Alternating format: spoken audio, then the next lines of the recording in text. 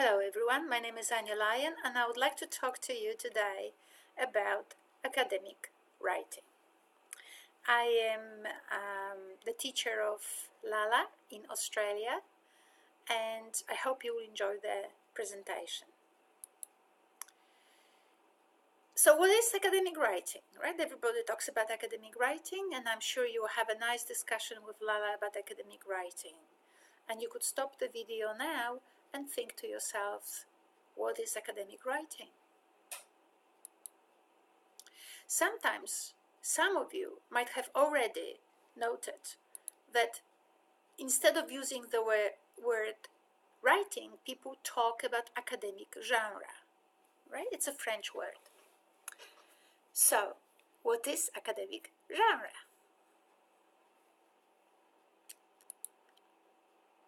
Genre is a style that serves a specific purpose, right? So it's not just writing, it's academic writing, right? So it's not just any genre that we will be learning in this course, it's academic genre. So genre, it's a particular style that serves a specific purpose. So what is the purpose of academic writing? That's another opportunity for us to think about it, right? What is the purpose of academic writing? You could now stop the video and have a little discussion about it and compare with my suggestions that are following. So when the boy meets a girl, right? What's the genre? The boy meets the girl, a girl. Now, what can they do? You can see that now you are in the position of shaping, of choosing the genre in which you will engage in order for particular things to follow. At this very moment, we don't even know whether he knows her or she knows him. We don't know whether she likes him. We don't know whether he wants to marry her or talk to her. We know nothing. He has options. And depending on his purpose, he will choose a different genre of behavior, a different style of behavior, a different structure, you could say. He can just say, hi, and she walks away, and he walks away, they go home, right? Just hi, they met in the corridor, they don't know each other, it's just to be nice, you say hi to a person and you move your way. That's one genre. It's the genre where your purpose is to do your own things and do not indicate to the other person that you want to have a discussion with them, right? So when you follow this purpose, you just say hi politely, you move your eye gaze away, and you walk your way. So that's one genre. It's a genre of saying hi to a person you don't want to engage with in a conversation. Yeah, and there's another way. You meet that person, you want to talk to them about something, or you're interested in that person, so you say, hi, my name is Sam. It's a great weather today. It would be lovely to sit down outside and have a drink together. You can have a soda, you can have a coffee, anything, whatever your culture, right? In different culture, there's a different genre for having a drink together. Okay. Right, so we're getting into it. So the purpose determines the genre that you will enter. So when you meet someone, you have a choice to choose a specific genre depending on your purpose. So you wave or you shake the hand. And what's this? A fruit shop, a vegetable shop, right? Okay, so what strikes you here? Right, so we know it's a vegetable shop because it meets what's the purpose of this particular shop? You can see it straight away, is to sell fruit and veggies, or fruit and vegetables. We call it veggies in Australia, or everywhere else it's a shortcut. Great. And so it's a genre of a vegetable shop because the purpose of this particular shop is to sell vegetables. So what's the genre of a vegetable shop? You can think to yourselves now, right? You can stop the video and think, what's the genre? right? Does it have shoes? Well, not in Australia and probably not in America, right? A vegetable shop is a vegetable shop. So it has, you can see some prices here, saying, you buy 300 avocados and you can buy them for 3 cents each, right? What else does it have? Fruit and veggie display. Look how many fruits it has at the display. Why do you think so? Why is there more fruits here? Maybe it's the season, right? It could be the season. Could be what else?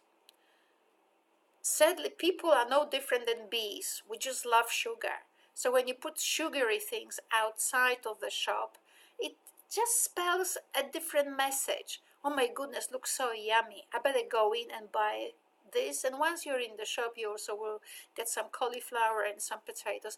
But imagine how differently this shop would look.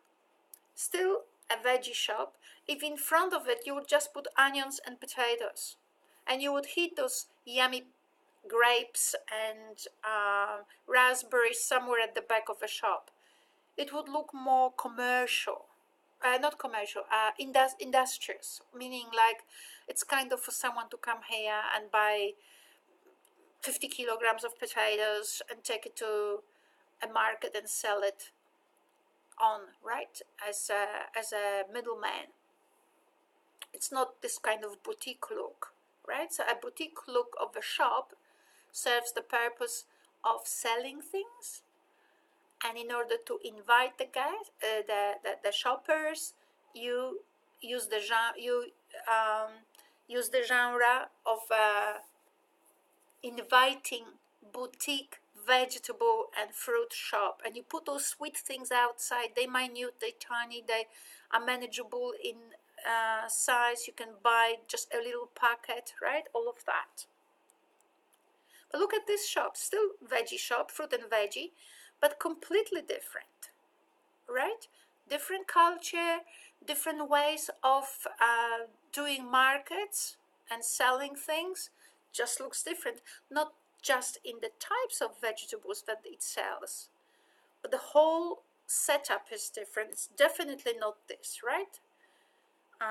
This is more or less self-service, boutique, and it kind of sort of spells the West, whether Europe or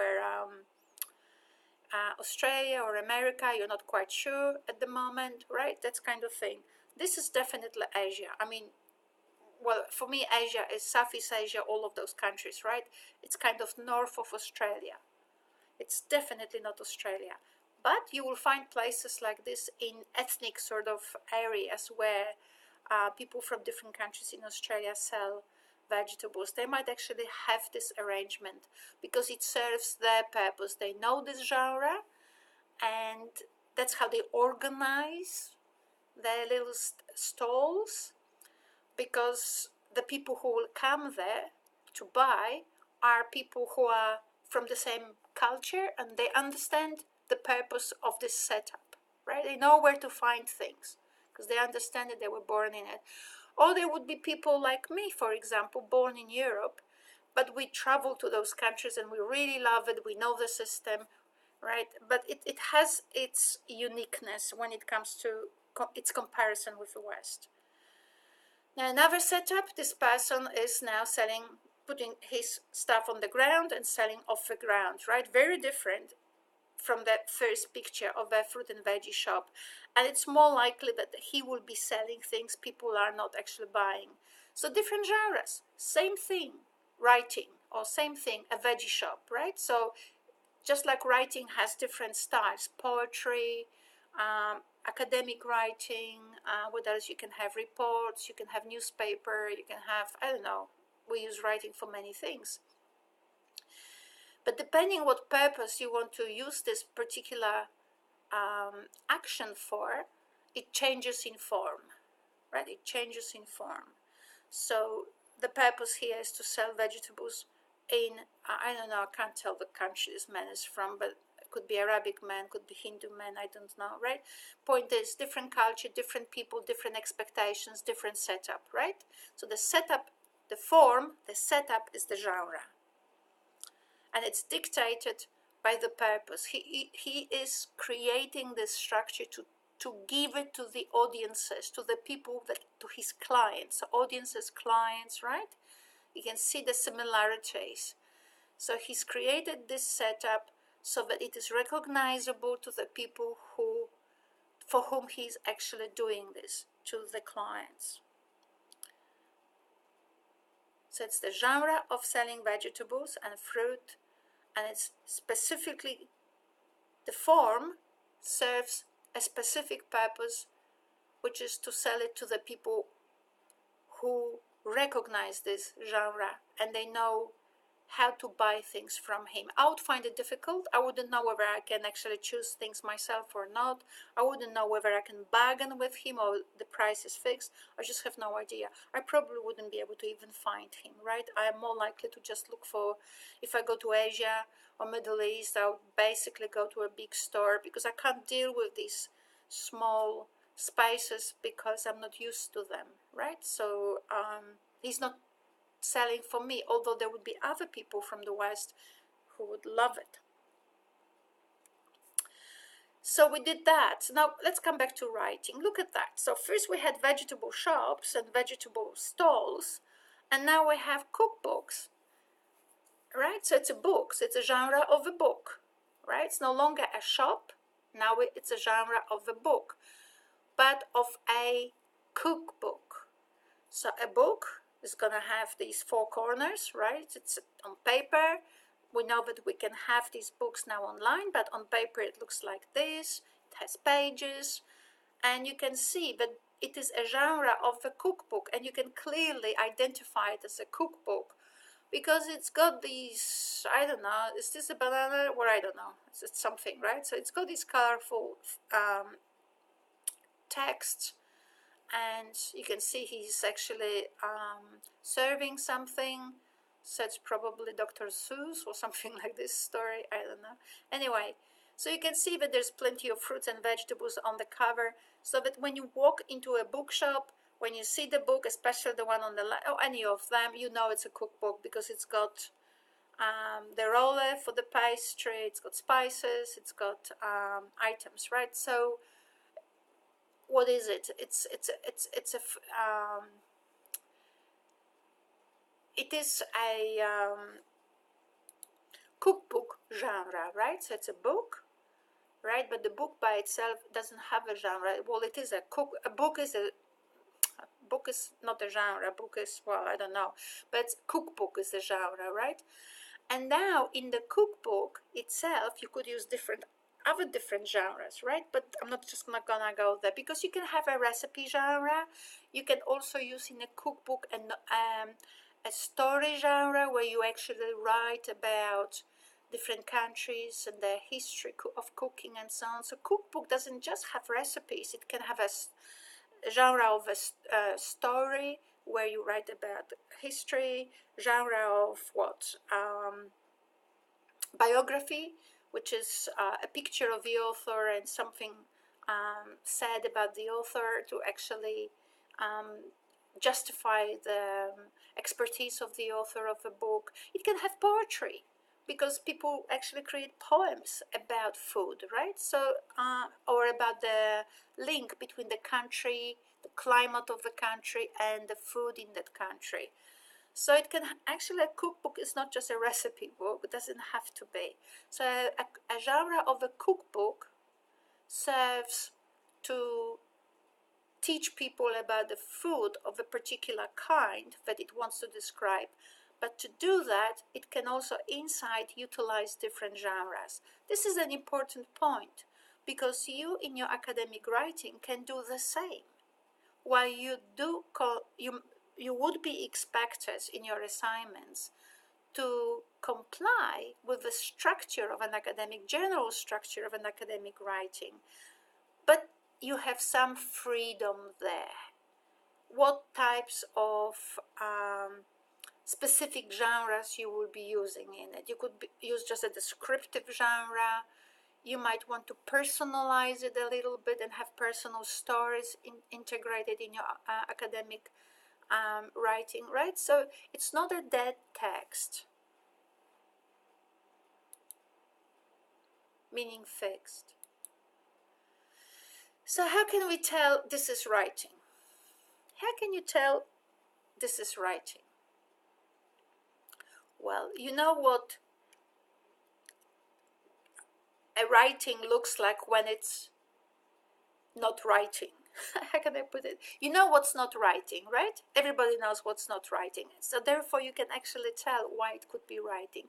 All of us know it's an ancient writing because we are old enough to know that these doodles here are basically ancient, probably, I don't know, it just looks to me like, I don't know, I don't want to say, people say from Sumerian cultures and also Egyptian culture had these hieroglyphs, right? So how do you know it's a writing? First of all, because of your education, but also what does it have? What is it about this page that makes you know this is writing? You can discuss it with your professor Bumela, Lala Bumela, but you can also maybe suggest it has what? Order, right? It has an order, and that's what's typical of a concept of genre, whether it's a boutique, vegetable boutique, whether it's a cookbook, or whether it's just text on paper. They all have an order, right? So genre has a particular order. So that's what the form is. Form is something ordered. Otherwise, it's a mess. And when it's a mess, you don't know what to do with it and you go past it, right? You don't care. So whether it's a shop, whether it's a book, or whether it's a text on a piece of paper, you know it's something meaningful because it is ordered. And it is ordered for it to be used by other people. So we can now see that whether it's a shop or academic writing, it will have an order, and it will have a specific order that actually communicates a message to people who are to use it, right? So the order is not accidental. Things are organized in a specific way to communicate things to the audiences or to the clients. This is also a text which is on here. So, but here it's not a text on paper. This is me, by the way, a million years ago in Vietnam. Well, not million, 2015. All right, so this is also a text, but it's not a cookbook. It's not a just piece of paper. What we have is a presentation, right? So now we have a combination of spoken and written. And the written, so we have a genre of a presentation. We don't really know yet of what kind of a presentation, but you can guess it's an academic presentation, right? So we have a genre of written and spoken. So presentation, it's a specific genre that is designed to communicate message to people in two ways, using spoken and written. And there's an art to it, right? It should be learned too. So you'll be learning a lot of things with Professor Lala Bumela in your course, and it's all very good. And one of the things you will be learning that every time you actually speak, and in a sense that you want to produce a text of sorts, whether academic writing or a story or a book, all these texts share similar structure, all of them.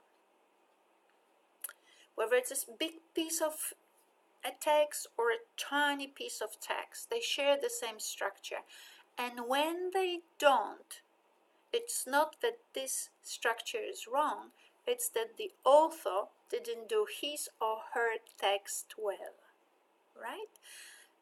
This is not my place now to explain to you this structure, but we have a few stages here: setting focus, complication, dialogue and development, and resolution, and the moral.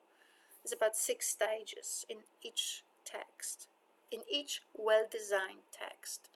So that's something that we will discuss and learn later on to help us to create good text. And I just wanted to show you very quickly something about text that one of my students in 2013 created, just to show you how differently texts are structured, so you get a bit of an idea about differences between texts. This is just for fun.